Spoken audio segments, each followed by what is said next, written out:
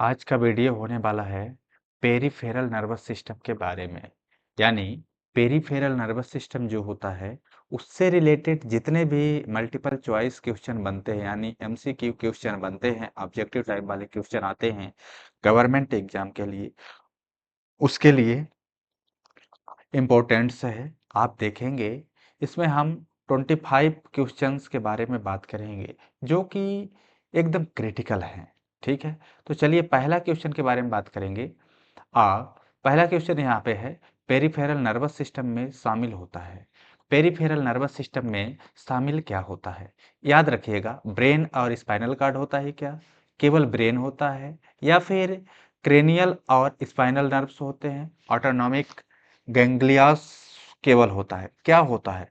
तो इसका जानने के लिए इसका करेक्ट आंसर जो है हमारे पास है। देखिए, इसका करेक्ट आंसर क्रेनियल्स और स्पाइनल नर्व्स पाए जाते हैं सिर्फ पेरिफेरल नर्वस सिस्टम में।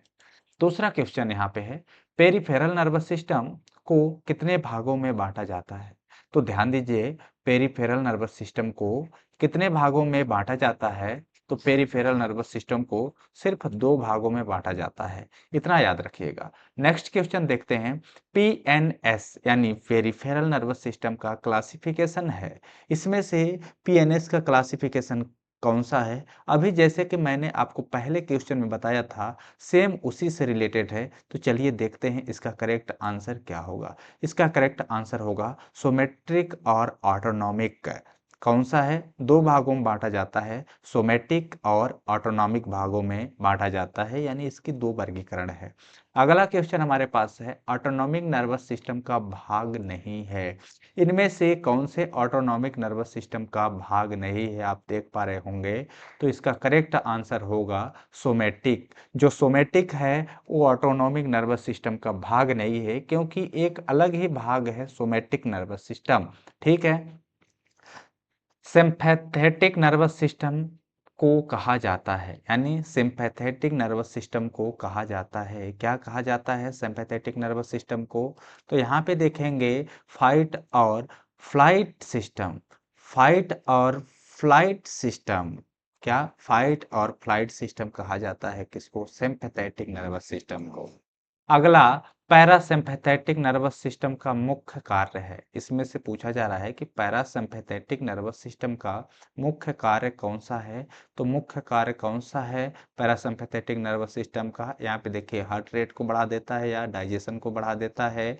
ठीक है, ब्लड प्रेशर को बढ़ाता है और प्यूपिल्स को फैलाता है। क्या करता है? तो हम देखेंगे इसका करेक्ट आंसर डाइजेशन को बढ़ाता है। कौन सा? पैरासिम्पैथेटिक नर्वस सिस्टम डाइजेशन को बढ़ाता है। जो डाइजेशन की प्रोसेस होती है हमारे शरीर में, पाचन की क्रिया शक्ति को क्या कर देता है? बढ़ा देता है। अगला क्वेश्चन है हमारे पास, सिम्पैथेटिक नर्वस सिस्टम का ओरिजिन कौन सा है? यानी इसका ओरिजिन कौन सा है? तो इसका ओरिजिन ये है, कौन सा ओरिजिन है? यहाँ पे देखिए, थोरेकोलिम्बस ओरिजिन है, थोरोकम्बस ऑर्गन है। यहाँ पे देखिएगा पैरासिम्पैथेटिक नर्वस सिस्टम का ओरिजिन है। अब देखिए, पैरासिम्पैथिक नर्वस सिस्टम का ओरिजिन क्या है? थोरेसिस है क्या? लंबर है क्या? क्रेनियो सेक्रल है क्या? नहीं। सर्वाइकल है क्या? तो इसका देखते हैं करेक्ट आंसर क्या होगा। क्रेनियो सेक्रल है। क्या है? क्रेनियो सेक्रल है। अगला क्वेश्चन, सिंपैथेटिक नर्वस सिस्टम का प्रभाव होता है भाई साहब किसमें होता है प्रभाव? तो होता है प्यूपिल्स का डायलेशन। किसका? प्यूपिल्स का डायलेशन। अगला क्वेश्चन है, पैरासिम्पैथेटिक सिस्टम का प्रभाव होता है, यानी पैरासिम्पैथेटिक सिस्टम का प्रभाव होता है किसमें होता है? तो इसका होता है हार्ट रेट कम करने में प्रभाव होता है। सोमैटिक नर्वस सिस्टम नियंत्रित करता है, यानी जो सोमैटिक नर्वस सिस्टम है वो नियंत्रित किसको रखता है? तो यहाँ पे हम देखेंगे स्केलेटल मसल्स को नियंत्रित रखता है। अगला क्वेश्चन, कुल क्रेनियम नर्वस सिस्टम की संख्या कितनी होती है? कितने पेयर होती है? तो आप याद रखेंगे 12 पेयर होती है।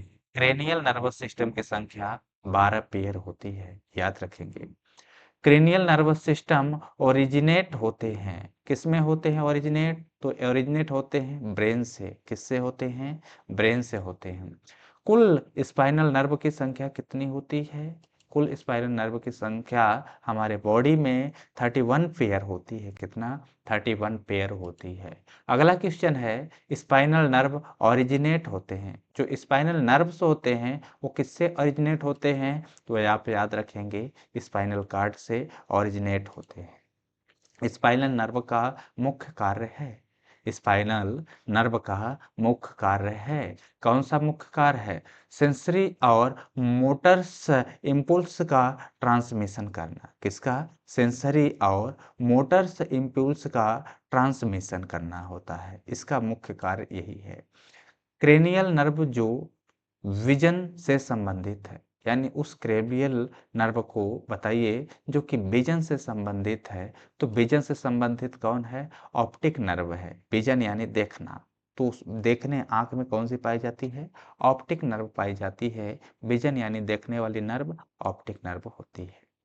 फेशियल एक्सप्रेशन से संबंधित क्रेनियल नर्व हैं, यानी जो हमारा फेशियल एक्सप्रेशन होता है, फेशियल एक्सप्रेशन होता है, जैसे संबंधित क्रेनियल नर्व है, कौन सा है? तो याद रखेंगे फेशियल है। कौन सा है? फेशियल ही होगा। फेशियल एक्सप्रेशन से जो नर्व होती है, फेशियल एक्सप्रेशन ही होती है। वेगस नर्व किस सिस्टम का भाग है? जो वेगस नर्व है किस सिस्टम का भाग है? तो याद रखेंगे पैरासिम्पैथेटिक नर्वस सिस्टम का भाग है। स्पाइनल नर्व होते कैसे होते हैं? केवल सेंसरी होते हैं, केवल मोटर्स होते हैं, या फिर मिक्स नर्व होते हैं, या फिर ऑटोनॉमिक नर्व होते हैं? तो इसका करेक्ट आंसर ये होगा मिक्स नर्व होते हैं। कौन से होते हैं? मिक्स नर्व होते हैं।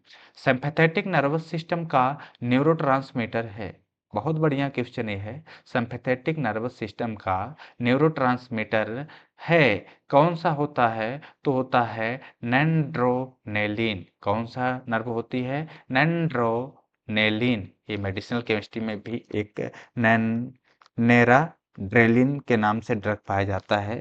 सॉरी, नैंड्रोलिन मैंने पढ़ा था, यहाँ पे क्या है? Nor adrenaline. इसको क्या पढ़ेंगे? Nor adrenaline. दो चीज होती हैं, एक तो एड्रेनिल और दूसरा नॉर एड्रेनिल। तो ये क्या है? नॉर एड्रेनिल पाया जाता है।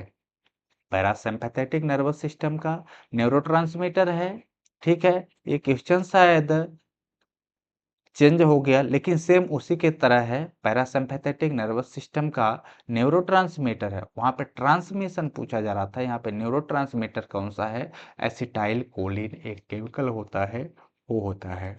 अगला क्वेश्चन है, ऑटोनॉमिक नर्वस सिस्टम की नियंत्रित करता है, यानी ऑटोनॉमिक नर्वस सिस्टम नियंत्रण करता है। किसको नियंत्रण करता है भाई साहब? तो इसका करेक्ट आंसर क्या होगा? इनवॉल्यूंटरी फंक्शन को नियंत्रण रखता है। एंटेरिक नर्वस सिस्टम मुख्य रूप से संबंधित है, जो हमारा एंटेरिक नर्वस सिस्टम है वो मुख्य रूप से किससे संबंधित है? तो बताएंगे क्या? डाइजेस्टिव ट्रैक्ट से संबंधित है। किससे संबंधित है?